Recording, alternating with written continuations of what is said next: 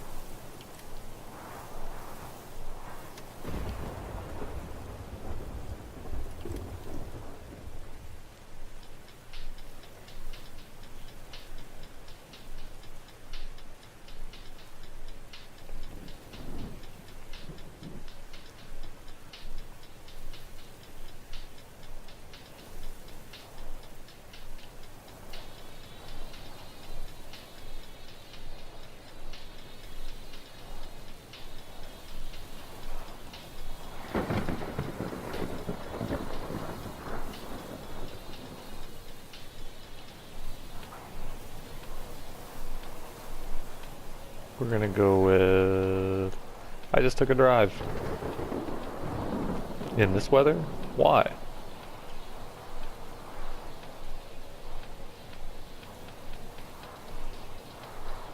I just needed to clear my head. Christ, Kelly, you could have told someone you were heading out.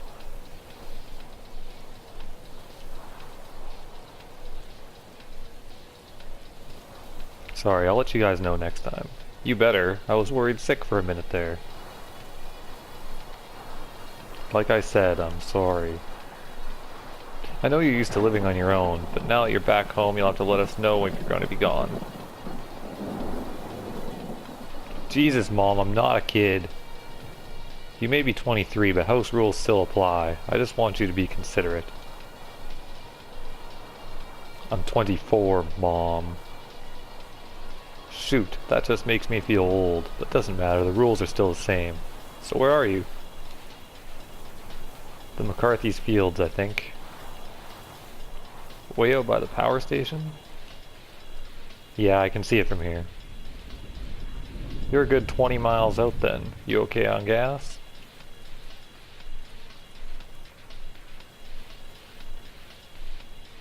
Yeah, full tank. You must not have been driving this whole time then. Not the whole time, no. Okay, mystery girl. Did your dad fill it up for you yesterday? Yeah. On the way to the liquor store, I suspect. Make sure you thank him. Ooh, subtle shade. I did. Oh, get wrecked. What were you thinking driving in this weather anyway? It seemed fine when I left. How long ago did you leave? The clouds rolled in hours ago.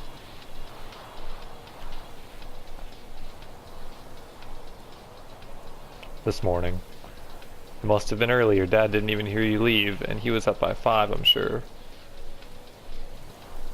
He was in the garden when I left. Him in that damn garden. He wakes up every day like he's still got a job to go to and just spends the day elbow deep in the dirt instead. But he can't grow a damn thing, bless his heart. Give him a break, Mom. Far be it from me to say anything to him about it, especially with the way he hovers over those tomatoes like they were children. He's proud of those tomatoes. His pride and joy. He's out there right now, covering them up with a tarp. He said he has to protect them from the storm. Why? Hell if I know. I never heard of protecting a plant from the rain. That's weird. You're telling me it'll be a miracle if he doesn't fall flat on his ass trying to walk out in the mud with those crutches. How's his leg today? You said it was hurting him earlier before the storm hit. How bad? Just a second, I'll check the trash. Okay. 5 beers bad.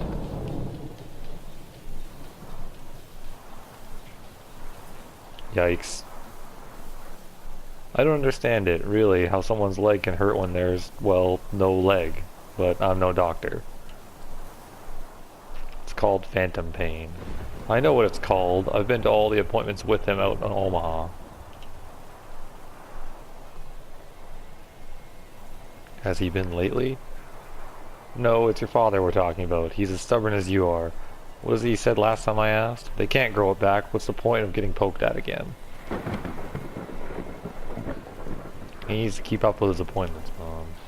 You tell him that. He stopped listening to me about it a while ago. I will. Maybe he'll actually listen to you. He's better since you came home, you know? His spirits have picked up. What's different about today? It's probably the weather. We haven't had a storm like this all year, so I think it just hit him hard.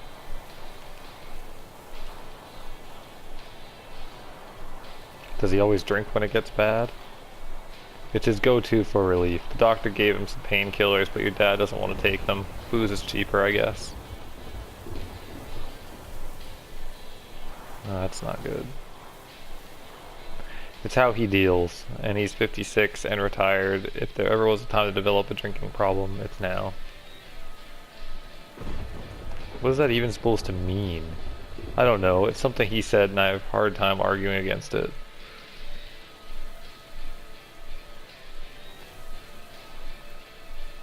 Is there ever really a good time for it? There are worse times, I guess. At least you and Ben aren't kids anymore. Ben's only 16, Mom. And he's never really going to be fully functional adult, I know. I'm here for that. Your dad has never really been up to the task that has been, after all. But, Mom, I'm not arguing with you about this, Kelly. It works for him, it works for us. You never told me how that interview went yesterday. It went okay, I guess. Just okay?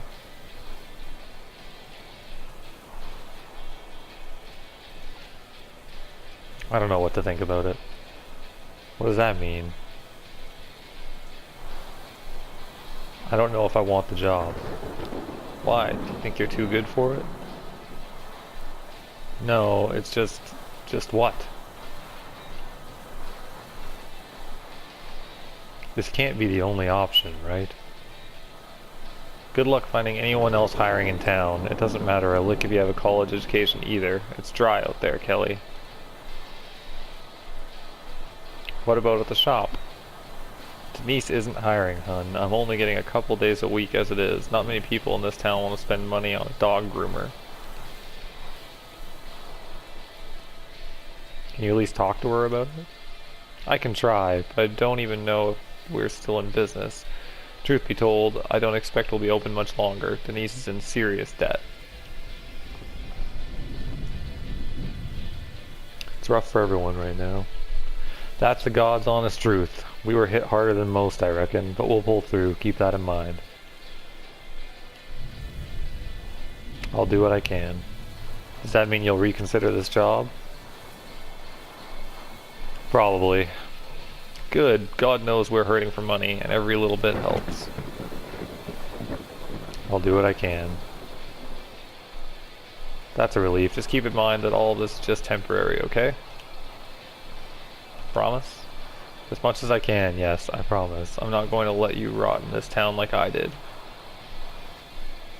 It's not that bad. Ha! You hate it and I know it. Because I hated it. But I made my choices. I got married. You dodged that bullet. Too soon, Mom. I'm sorry, Kelly. I really am.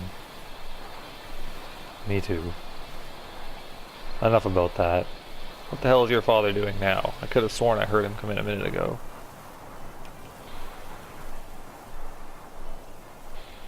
How would I know? Just a second, I'm gonna look for him. Okay. David? Hello? David?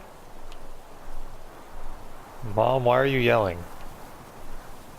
I'm looking for your dad. Have you seen him? He's upstairs. He was covered in mud. Are you mad at him? No, honey, I'm not mad at him. What's he doing up there? Are you mad because he got mud on the carpet? He what? Oh, Jesus, what was he thinking?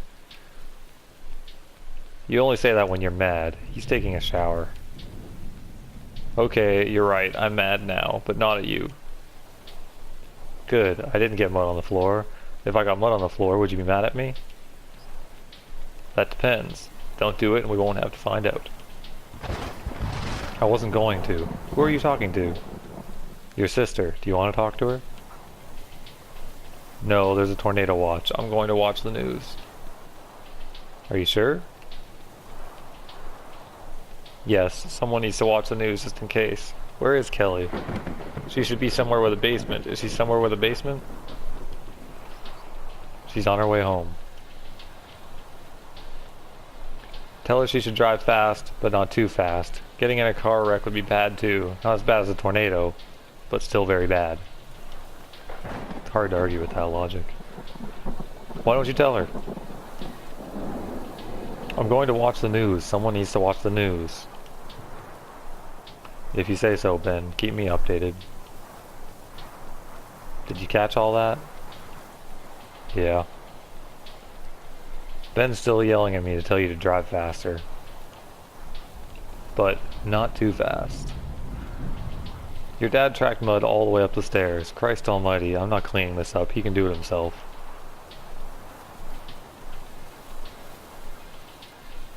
It could set in if you wait. I'll let you clean it then. I think Dad's got it. Uh-huh. So how's Ben doing?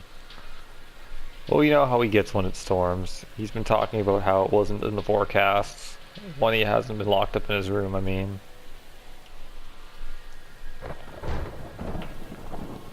What was he doing in there? Writing, I think. It's all he seems to do lately. What was he writing? Oh, I don't know. He never lets me read any of it, but it's been good for him. He's been focused like I haven't seen him in a long time. Usually he'll focus on something really intensely for a little bit. But he gets frustrated so easily, it gets so aimless. Like with the guitar. He was so into that when you lived here, but once you were gone, he just stopped caring about pretty much everything. He's not playing anymore? No, he stopped maybe a month after you left for school. He didn't really have anything to focus on after that. It was even worse after we pulled him out of school until he picked up writing last winter. It's been a blessing. Wow, how did I not know that? Guess he didn't ask, or haven't really paid that much attention. This mom throws some serious shade. I found this guitar pick. Yeah? I was going to give it to him. Or I thought he'd like it. I was going to give it to him. You can still try to. I just sort of figured he'd still be into it. You're really out of touch there for a while, Kelly. Months without calling will do that. I didn't realize. Wait, Here's your father.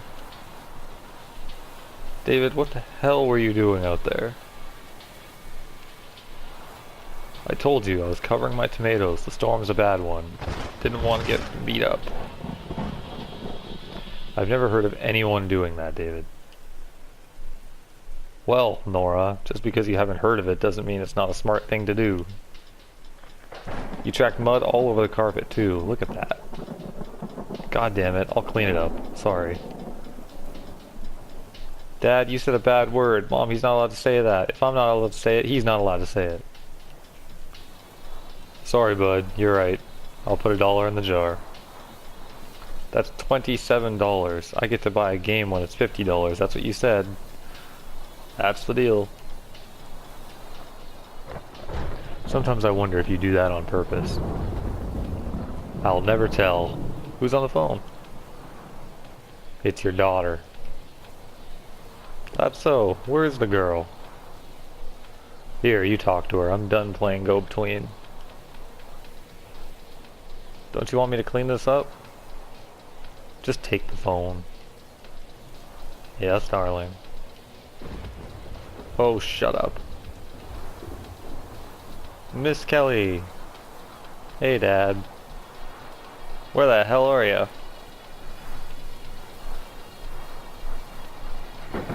Up by the wind farms. Oh shit, that's a good 15 miles out in the middle of nowhere. What are you doing out there? $28. Good one, Dad. Oops, that one wasn't on purpose. You do it on purpose. Shh, don't tell your mother. Secret safe with me. Knew I could rely on you, baby girl. Ugh. Ew, Dad. Oh, you're too grown up for that now, are you? Yeah, since I was 8. That's news to me. So what are you doing all the way out there? I went to the old barn. My parents' place? Yeah. Oh, look, I haven't been out there since the accident. It's looking rough. I don't want to see it like that. Like what? All falling down. It's the last link I have to my parents, you know? I don't want to remember it like that. Not on the ground. That's deep for you. What can I say? The storm has me feeling real deep. Ah shit, this damn leg. Ben hear you that time? No ma'am, better watch it though. He's in one of his moods. Worse than usual? His mood's just been all over the place lately. I reckon it's probably just so much change. Me losing my job and my leg, and pulling him out of school, and you coming home after, well, after all that. Still seeing Dr. Patterson? Oh no, there was a... Oh, what do you call it? An incident. Shit. Yep, apparently this is according to Dr. Ben. This is according to Ben. Dr. Patterson was talking to him like he was crazy and dumb, so Ben, lashed out. He hit him? No, he sent a letter. A letter? Yeah, to the Department of Health and Human Services.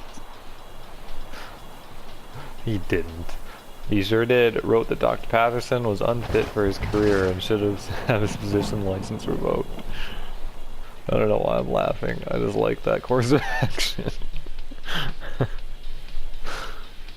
Oh my god. Needless to say, we decided to find Ben a new specialist. Probably smart. We found him a new one out in Omaha, but that's a 4-hour round trip and your mom just hasn't had the time for it. Why can't you take him? I lost my driving leg, remember? Oh right. Sorry. Ah, this damn leg. It hurt us talking about it. It's even more pissed. Are you taking anything for it? No pain meds. Anything else? A drink now and then helps. You sure that's the best way? It's the way that best helps me. Dad, there has to be something else. Would you rather I be hopped up on some prescription junkie pill? Junkie pill? Painkillers, Kelly. I know what you meant. Never mind. You're trying to make a point. Out with it. Oh boy, we're getting heavy. You shouldn't be drinking like that. You're right, I shouldn't, but you know what? It helps. Nothing else helps. You know what it's like to not be whole, but to hurt like you still are?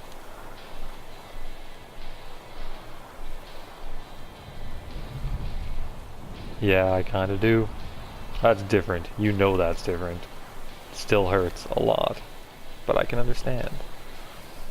I know you try. Hell, maybe you do know. But listen, this isn't the time for this conversation, okay? Not over the phone. Not when you're driving in this weather. We can talk about all this later. Promise? I promise, baby girl. Okay. So, what were you up to out of my parents' place? I just wanted to see it. Reminiscing, thinking. What about the future? How all this is going to work out? You stop that. We're all going to be fine. Things have a funny way of, well, if not working out, at least going forward. Is any of this my fault? What?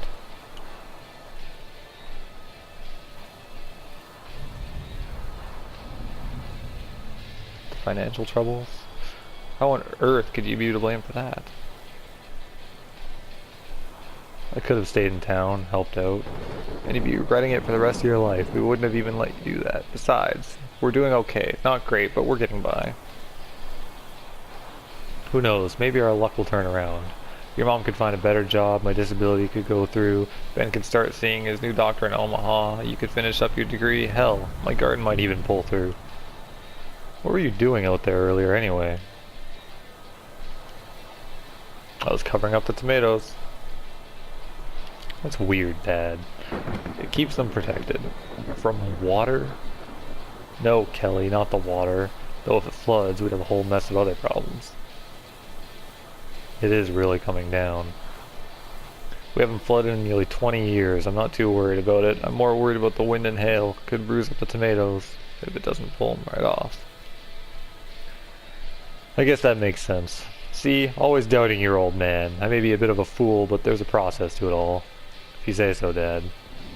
Doubt all you want, it's the truth. Oh hey, Ben. The meteorologist said that there could be funnel cloud sightings in the country. Kelly needs to get home. Is she driving fast enough? Why don't you ask her? I need to keep watching. Tell her she should drive faster. You got it, bud. Ben's getting worried. Are you making good time? I think so. I'm by the high school. You still got a ways to go then. Don't be reckless, but you ought to beat Cheeks. The storm is getting nasty. You ought to beat Cheeks. That's great. I love that. The storm is could get nasty. I'm booking it. As long as you're being safe. So what happened to the school? What about it?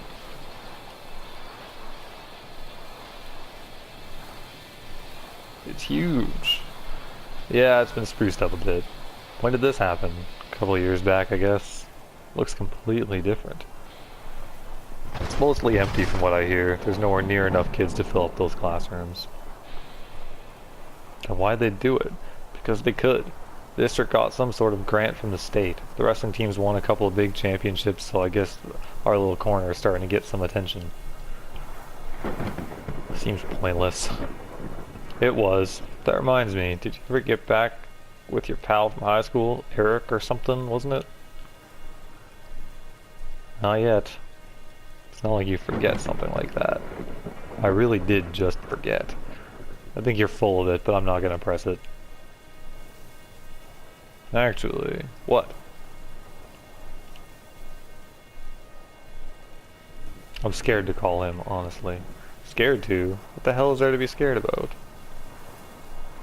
What he'll think. What makes you think he'd have something bad to think about you? I left. I don't get why that matters. Hell, you came back. I said I'd be Never mind. You're right. That's what I like to hear. It's refreshing hearing those words. She said you were right, didn't she? She did, and I am. Uh-huh. Oh, don't give me that look. What look? That one right there. David, you're imagining things. Why are you fighting? We're not. I was just going to the living room to watch the news. Come on. Okay, they're showing funnel clouds a few miles. Kelly, you know the look I'm talking about, don't you? That glare? You do it too, you know. You are imagining things. Not you too. Everyone around here is trying to make me out to be crazy.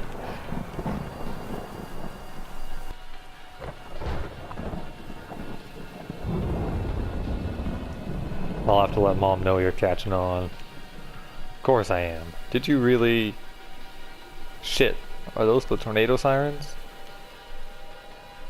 I can hear them too. A tornado! They're showing it on the news! Okay, Ben, you know the drill. Downstairs. I want to watch it on the news. Benjamin, now! Most tornadoes only stay on the ground for a few minutes and travel less than 10 miles. This one's 12 miles away. Ben, now! Hey, I'm gonna let you go, okay? Is it near me? No, it's east of here. You should be fine. Okay, you guys be safe. We will. I'll see... Don't you dare let her off that phone, David. She needs to pay attention to the road, Nora. I'm hanging up. Like hell you are. You just keep her on that goddamn phone. I'll listen to her getting sucked up in a tornado before I have to sit around and just worry about it. There'd be so much debris that her phone would be destroyed before you could hear her get sucked in. I'll see you have to put $2 in the Oh, I like this guy. She could get in a wreck, especially with this wind. You'd probably be able to hear her get in a wreck, unless the phone got thrown from the car or if it was crushed. Okay, bud, enough of that. You're going to give your mother a heart attack. Ask her if she can see anything. Christ, Nora, here, you ask her. Talk to your mother, Kelly. Okay. Kelly, can you see anything out there? You mean a tornado? No, Kelly, I'm wondering if you can see any corn. Plenty of corn. Now's not the time, Kelly. Sorry.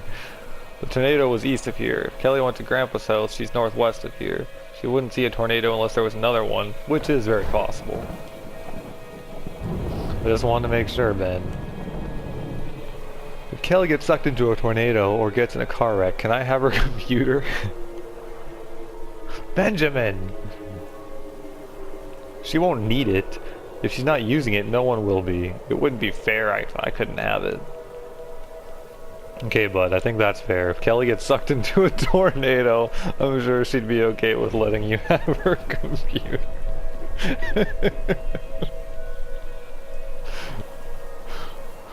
What about her room?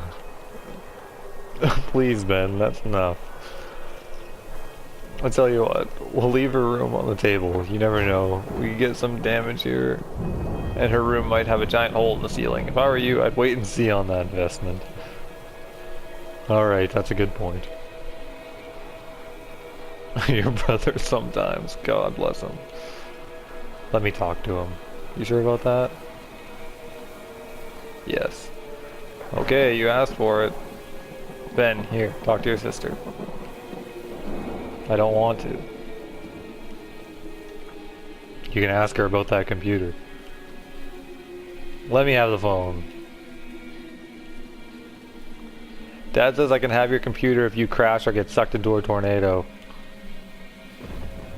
Hello to you too, Ben. Hey, Benji.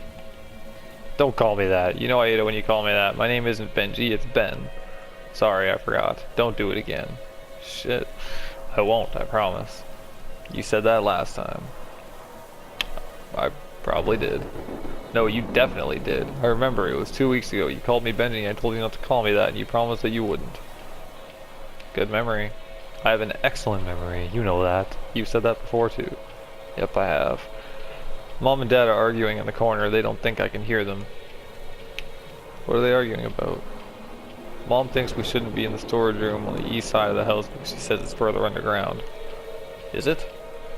No, one of the walls is only halfway covered. She's also afraid the water heaters there could explode. If that happens, we'd be killed even if we were in the other room. We'd burn to death. So you guys are in the safest room?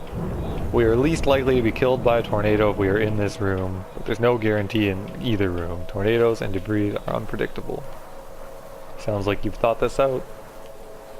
It's just common sense. Are you scared? Yes. Anything I can do to help? No. We can just talk. What about? You've been writing a lot lately, haven't you? Yes. Do you want to read me one of your stories? Like how we used to tell stories to each other? All of my stories are upstairs. It would be dangerous to go upstairs during a tornado warning. I didn't think about that. I wrote one today. I could tell it to you. You remember the whole thing? Yes, I have an excellent memory. That's right. Are you ready? Wait, what's it called? Untitled. Oh, okay then. Are you ready now? Yeah. A village sat in a wide valley, cut high in the mountains. It was a place of plenty, a gash of green in the otherwise cold state rising above on all sides. Those living in the village called the place View, though those who lived higher in the mountains, mining for precious glints of yellow and blue, called it the Trough. Those in the valley treated this name as an insult, for they thought it was a name unfit for their fair village. The people of View, or the Trough, had lived there for centuries. They were mostly farmers, though a fair number of merchants made a home in the valley for most of the year, save for the month when they would venture upward in the mining towns to sell the harvest bounty at a premium. They would return home with bags filled with chips of yellow and blue tied to their fine leather belts, clinking brightly with their wealth. The next year, they would trade half their shining flints to the farmers for a share of the harvest that they would, in turn, cart up to the mining villages yet again. Food flowed up and outward from the valley, and the yellow and blue would trickle down, gathering in the valley like a collection basin. This continued for hundreds, perhaps thousands of years. Dozens of generations of farmers, fathers, and merchants' sons were born, grew wealthier, and were buried beneath the plush pasture in the valley. Until the beast descended. The mining folk in the higher reaches of the mountains had passed tales of the beast around for as long as history stretched. At the highest peak of the northernmost mountain, they said, lived the beast. It watched in all directions through slit eyes, judging those below, biding its time until it would enact a righteous calamity. It was a nightmare of immense and terrible power, the miners could whisper. But it was also a patient creature. It would wait until the world below had become irredeemable before unleashing such destruction that its judgment would be fulfilled. It was simply biding its time until an age of selfish sin before cascading down an era of sickness and madness, of fire and char and blood. And one day, after hundreds of generations of farmers and traders had lived and died in the valley, it appeared in view. The beast had risen in the trough. It appeared without warning, with neither sound nor fury. It was simply there. Curled atop 4 legs, steaming breath rising from the black maw, leathery wings folded in on its hulking shape, it towered over the center of the village, ominously silent. It did not move, it did not even seem to be living, save for the seeping steam billowing from its slime-slicked snout. The village's warriors were called to arms, a ceremonial horn echoing off the walls of the valley, aching towards the pregnant silence.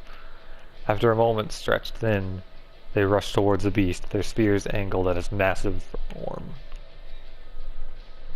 The rest of the village watched from the safety of embroidered drapery as the spears splintered against the beast's hide, the honed blades shattering like glass. The warriors fell to earth, crying out with their arms as splintered in their spears hung lifeless by their sides. The beast did not stir. The village's warriors were buried the next morning, having perished during the night. Those who tended to their wounds would later claim their eyes turned black, as if their light was leached from within. The people of View, or the Trough, gathered to discuss what was to be done. The beast slumbered, but for how long? Why did it sleep? And perhaps most worrying of all, how had it arrived in their valley? Not a soul had seen its arrival. It was almost a thing had simply materialized in the center of the village, or, some proposed, it had emerged from the earth itself. But if that were the case, how would the soil, their valuable, rich, rare earth, the source of their plenty and their affluence, birth such a terrible creature? The villagers wailed for their plight. "We have done nothing to deserve this," they cried. "We should not have to carry this burden." Some were quick to suggest leaving. But where would they go? The villagers decided to stay in their valley. The creature slept, and the creature breathed. With each breath, its skin rolled, animating the thorny black scales into a rolling obsidian briar. But it did not rouse, it did not move, it did not rain terror from the skies, nor did it consume children by the score. It slept. The farmers continued to tend their land. The merchants made their yearly trek up the treacherous trails to collect what little chips of wealth the miners had collected in exchange for the farmers' yield. Year after year, however, there seemed to be a little less. A little less harvest, a little less yellow and blue passed around the snowy alcoves carved from unforgiving rock, a little less green in the valley, a little less light. This continued for 20 years, until the day it began to rain. The people of View, or the Trough, watched the clouds roll in not from the south, whence the clouds usually arrived laden with water from a faraway sea, but from the north, where there was but ice and stone and a mountain. The rain draped the valley with dampness, but did not relent, but instead crept into every corner. The mountains themselves seemed to sweat and pour water in the valley. The water carried with it a quiet rot. The first harvest after the rains began produced meager crop, and what little could be gathered was black with mold before the merchants had a chance to trade it for their yellow and blue. Their livestock fared no better. The animals began developing weeping sores that became infected and killed with a quick fever. That winter the people of the Trough, or View, watched one another waste away as they began to starve. The next harvest was worst. Every last crop had turned mealy and infested before midsummer. By the end of the season, the last of their livestock were dead. The people of the Trough watched one another descend into a state of hungry madness, devouring the rotting wood sloughing from their homes in slimy heaps, and their fine leather belts that once held yellow and blue, now spreading spores of black mold. The village and its residents were rotting away. A group of villagers approached the beast after the last of their livelihood had perished, slogging through the swamp and waist-high mud to make a plea to the beast. "We are sorry if we have offended you, mighty creature. We offer ourselves to you in hopes that our sacrifice will satisfy your hunger." In unison, the villagers submerged themselves into the tarry mud, suffocating in the muck. The beast slept. As the rains from the north continued into their third year, the few remaining people in the Trough began to prophesy about the beast. It had come and brought with it great devastation, they could agree. It had brought the rains from the north, and it had brought the rot to the village that would not relent. Squatting in what little remained of their crumbling homes, they dreamt of the day the beast would be satisfied their penance. One would wake and leave their valley and allow them to rebuild from the rubble. "The time will come," they said, "when the beast will wake from its slumber and spread its wings, reaching from one end of the valley to the other, and with the beat of those mighty wings it will ascend aloft a squall. And the wind will lift away our wrath." The villagers waited for this day to come. A generation came and went, born into the rain and long rotten in the moldy dirt. The few survivors had long abandoned hope that the beast would return to its mountain perch. It was perpetual, a manifestation of their sin. The beast slept. Until it did not. The day the beast awoke, the villagers celebrated. They watched it stretch its long, horrible form into shape, hide shuddering as it shook the decades of rain from the thorny scales. They sang to the beast as it stood uncertainly and reared on its haunches, unfolding the scarred leather wings from one end of the valley to the other. The time of the beast's departure had finally arrived. The time had come for the cleansing wind. The beast beat its wings, emitting a tired and ugly groan as it lifted from the sodden earth. With a final sigh, it shot high in the air, ascending a great gust of wind through the valley that toppled what dismal dwellings remained haphazardly standing. The valley was wiped clean. The villagers were knocked from their feet by the rush of wind. As they struggled upright, they felt the sun on their skin for the first time. They rejoiced, their pale forms dancing in a pitiful display of frailty. They could return to the ways of their ancestors. They could know plenty. They planted their first crop before the grass had even greened, with a newfound acuity with the hunger pains that plagued them constantly. But the grass did not wax green, and the crops did not grow. The decades of rains from the north had left the earth poisoned. There was no going back. They would not know plenty, nor would they silence the constant muttering of their stomachs.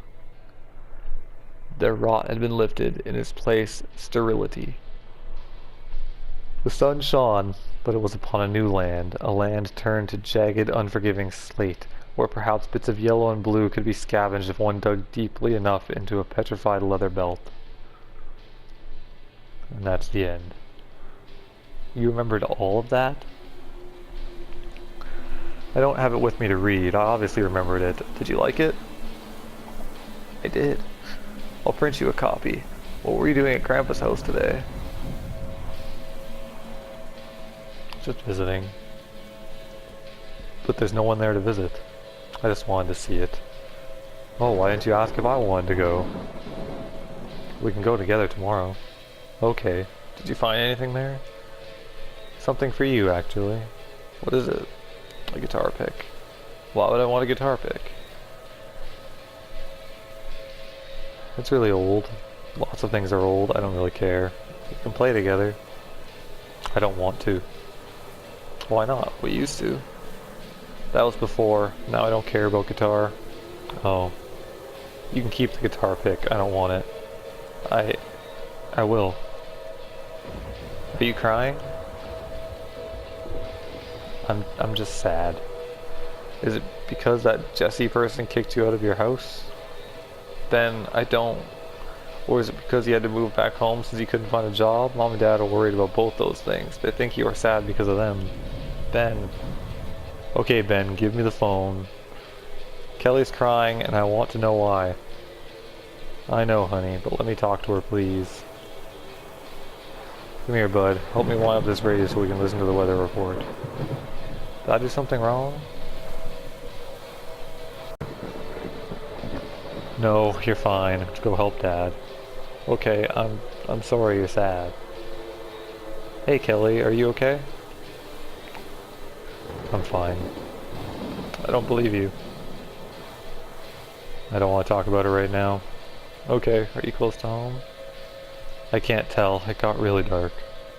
I can't believe the sirens are still going off. This might be the longest tornado warning we've ever had. They're saying 2 more have touched down in the country. Listen, when you get home, we'll all sit down and have a talk. I think we need it. I'd like that. You really can't tell where you are? 5 miles out, maybe? Okay, make sure you... What's that noise? Kelly, I'm going to have to let you go.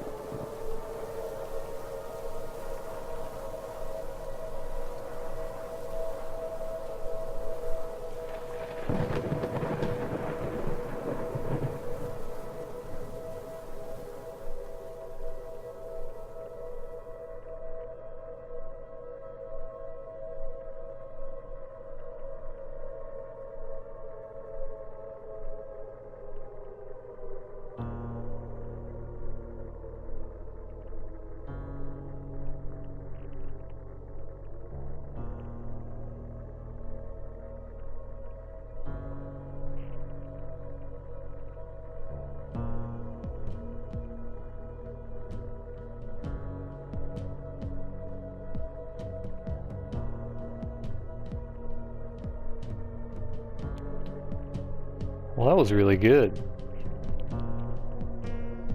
The writing was just so good. You're playing this game that's more of novel, more reading than actual gameplay, and you just get so much insight. I mean, I feel like I made the right choices in terms of saving my relationships with my family. Maybe not with Ben at the end, but in terms of the father and the mother, I feel like there were a lot more negative choices. Could have been pretty combative, could have started some arguments. But, yeah, I can certainly see how that can go bad. I think we have probably the best salvageable relationships out of those. That was just so well done. But yeah, let's continue the epilogue. Why not?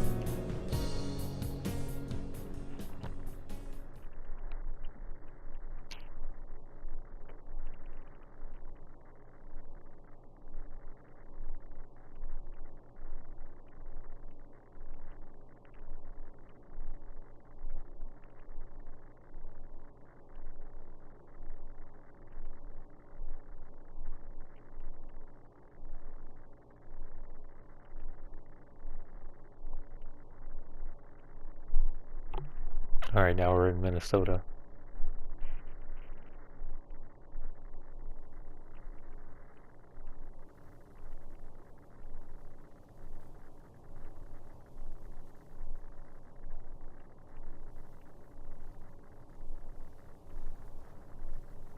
Now we're calling Mom.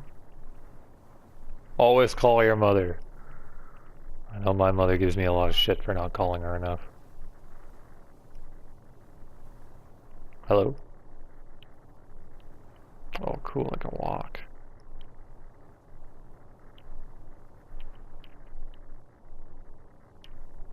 Hey Mom, it's me. Me? Who is me? It can't be Kelly, she never calls. My mom would say the same thing.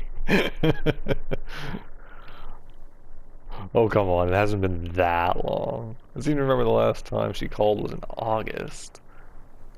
That's not true. Tell me, when have you called since then? You admit it to me then? I bet you feel clever. I sure do. Uh-huh. What made you finally decide to call? I don't know, I just wanted to. Do I need a reason? I don't think so, but I've come to expect a motive from you. Can we stop with the guilt trip, please? Fine, fine, I'll give it a rest. You called, that's what matters. Thank you. Are you outside? It sounds like you're in a wind tunnel. Yeah, I'm waiting for my bus. Your brother told me you guys were going to be getting a snowstorm. You're standing around in that? I'm used to it. I don't think I ever could. But why are you waiting for a bus? You got your car fixed, didn't you? No. Kelly. Mom, it's expensive. I thought it was supposed to be an easy fix.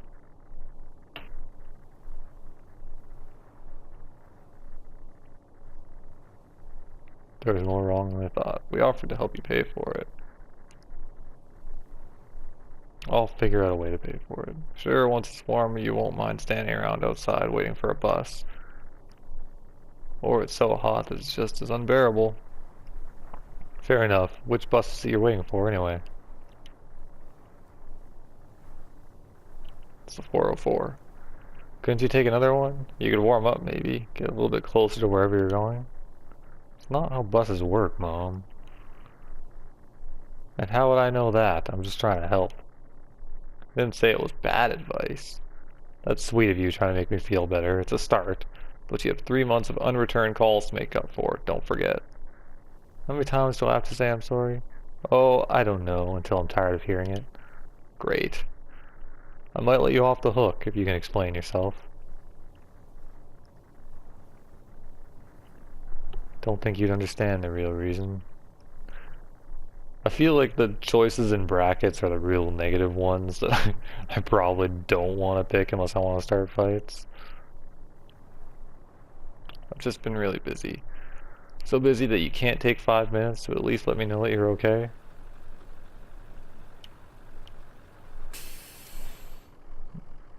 That's not the 404.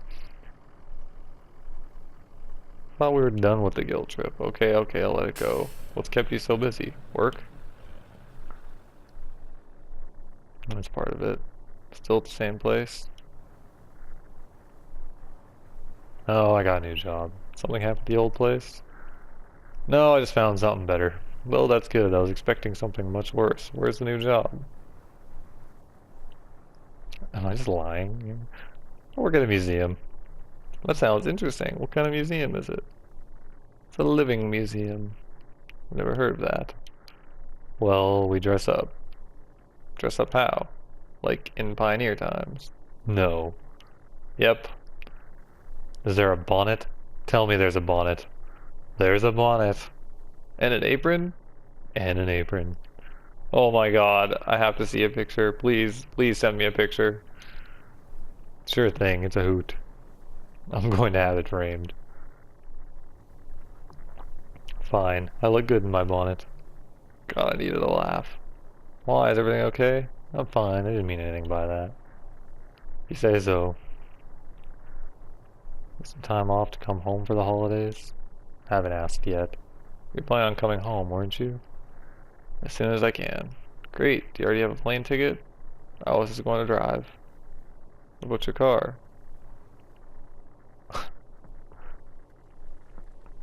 Whoops. I really can't remember.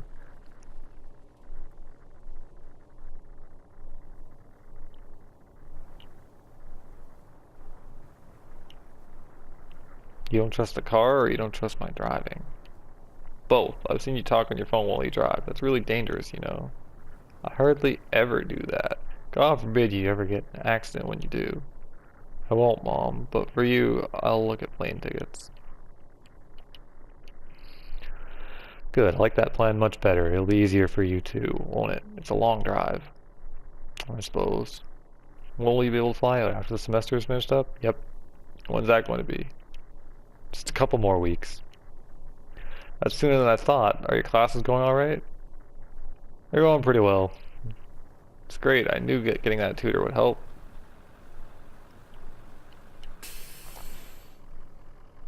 Should have gotten one sooner.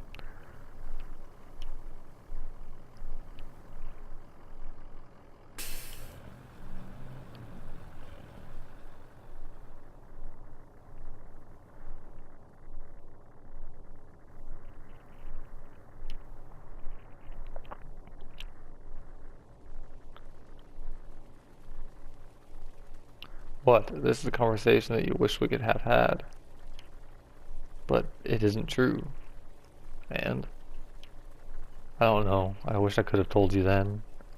Then tell me. I'm not doing well this semester, Mom. What? My grades are terrible. Is everything okay? Yeah, I'm fine. It's just the classes I'm taking are difficult. Thought you were looking forward to this semester, especially that photography class. You bought that expensive camera and everything.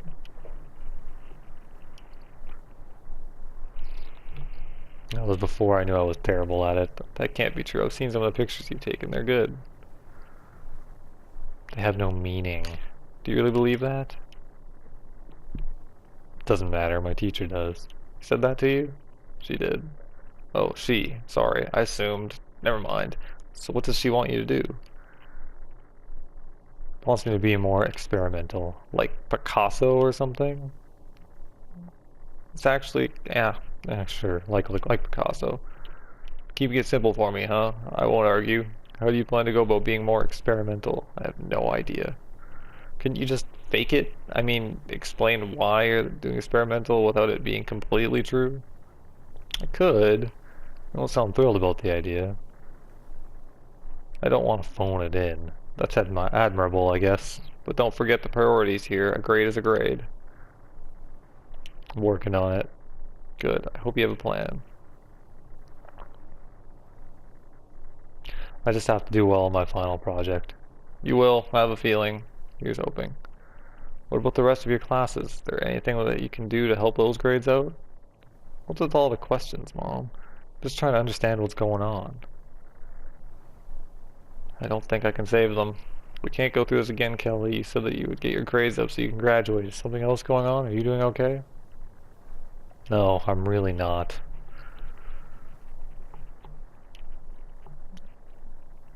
I feel like I'm alone here. You told me about Hannah and Kyle and this his boyfriend and hell, what about Jesse? Jesse and I are having problems. What kind of problems? Hmm. She's been distant. Distant how? Like you never see her? No, we've been living together a while. We'll have to talk about that little secret another time. What's the issue then? We never really talk at all. Well, we talk, just not about anything substantial.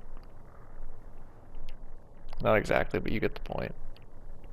Maybe she's as busy and exhausted as you are. That's the thing. I don't know. You don't ask? I have. I just get vague answers. Do you think she's keeping something from you? No, I'm afraid she's having a hard time too. You don't think she's happy? I don't think either of us are. That's the real issue then, isn't it?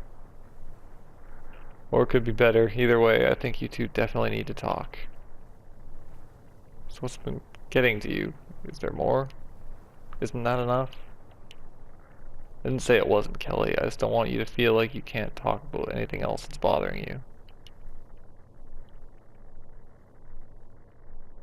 There's Kyle and Peter. What about them? I hardly hear from them anymore. Why's that? They moved to Florida. And you don't keep in touch? We did for a while. What changed? Time. I know what you mean. It's kind of like what happened with Gracie. You remember her, right? Yeah, what about her? I knew you would. She moved to Chicago a couple of years ago. I didn't know that. It's one of those things that never came up, I guess. Anyway, we promised to keep in touch, and for a while we did. It's hard to maintain something like that, you know?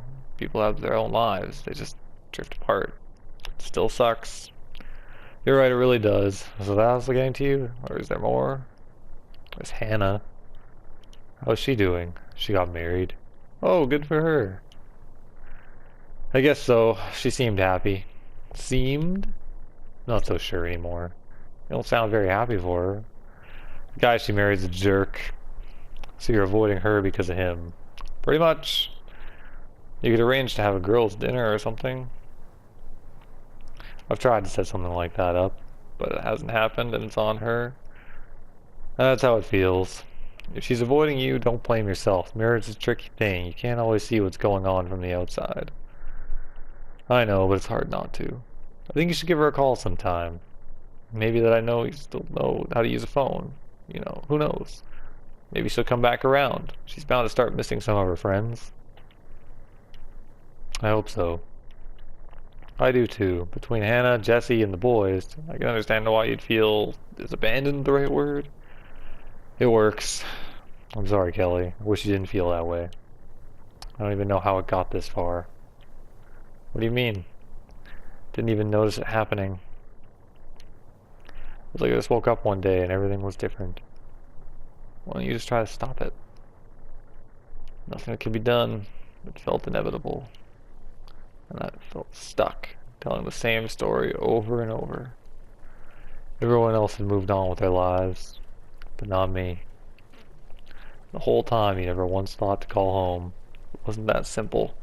Is this really a conversation that you wish we could have had with me? You took over the conversation. What am I supposed to do? How could I have done that?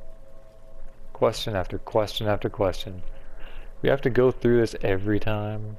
I don't know what you mean. You're the one who asked for all of this, and you're trying to act like I'm in the wrong? Well...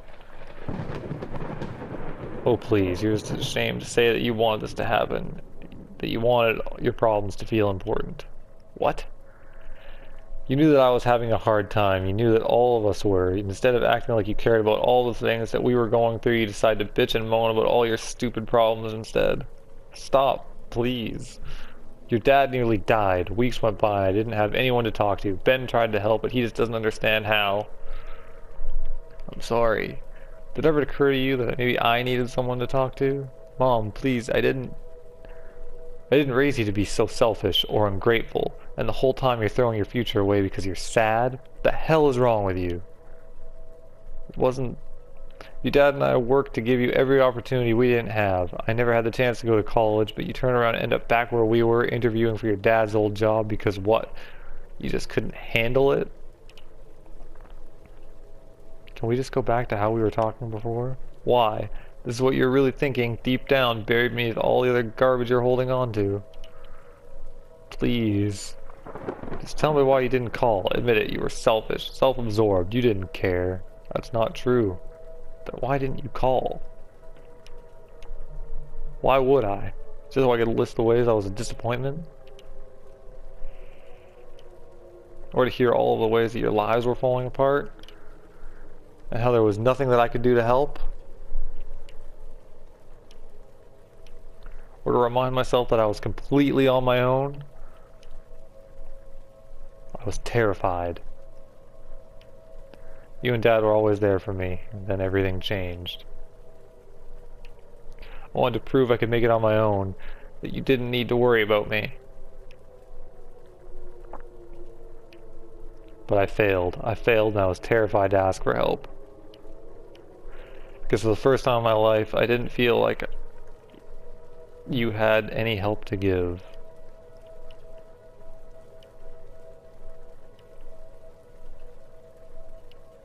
Just say something, please. You're done? I'm done. Why are you torturing yourself?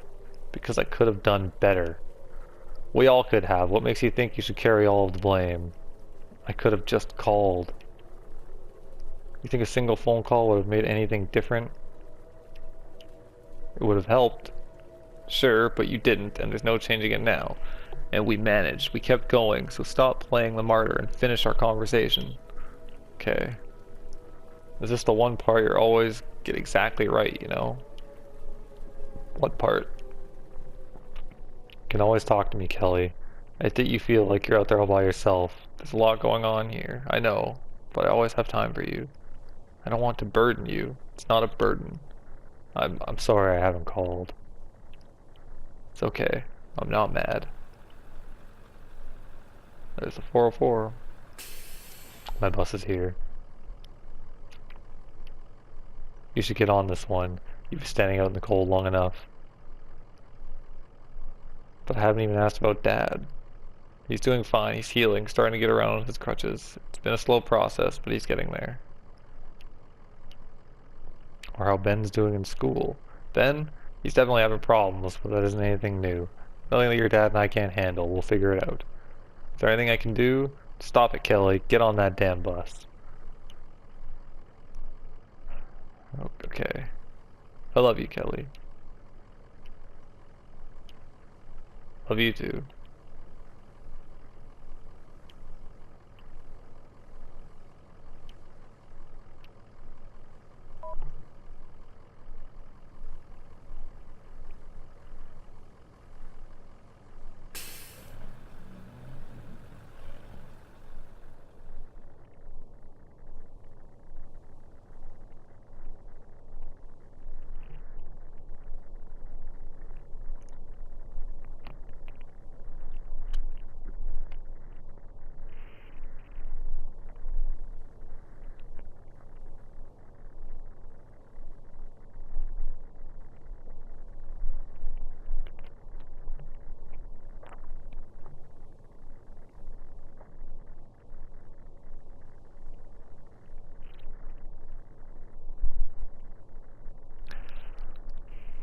Again, that was just so good.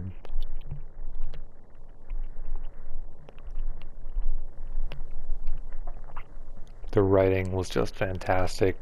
I actually feel like I understand these characters and I understand their stories and how how complicated life can be.